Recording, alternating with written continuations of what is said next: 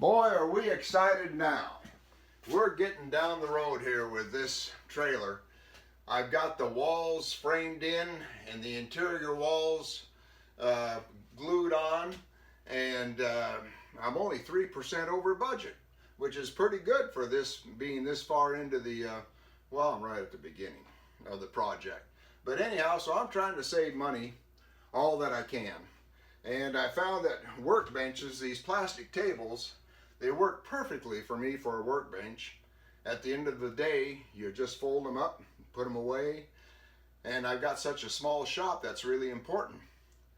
But anyhow, you can get these at any big box store, or you can even get them at a church picnic.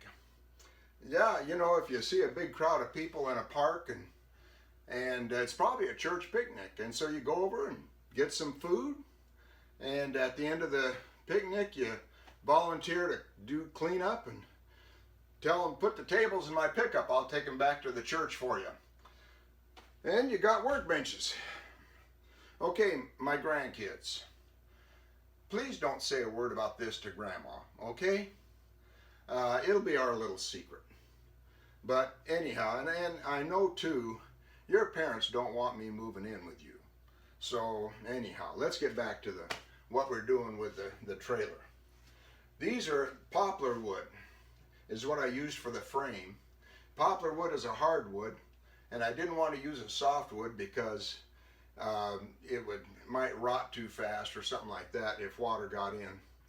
But anyhow, I've screwed and glued the frame together, and then I stapled and glued this is the inner wall, 1/4-inch plywood. I stapled and glued it to the frame.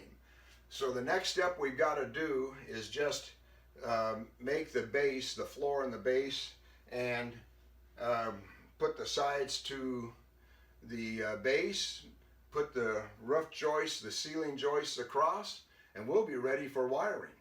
And that's what I'll probably be doing next week, is wiring this trailer up.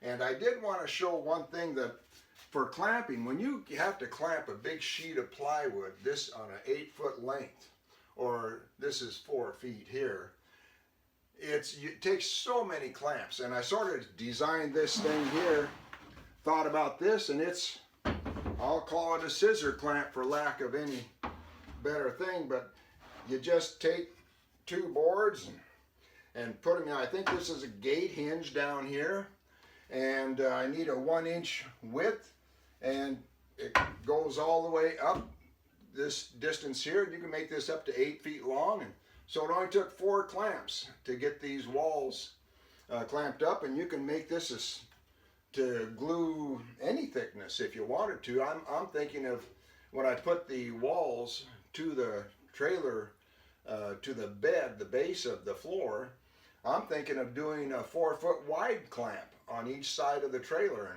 and just clamp them up like that, and it really works slick for this deal. But we'll see you next week probably, and show you some wiring.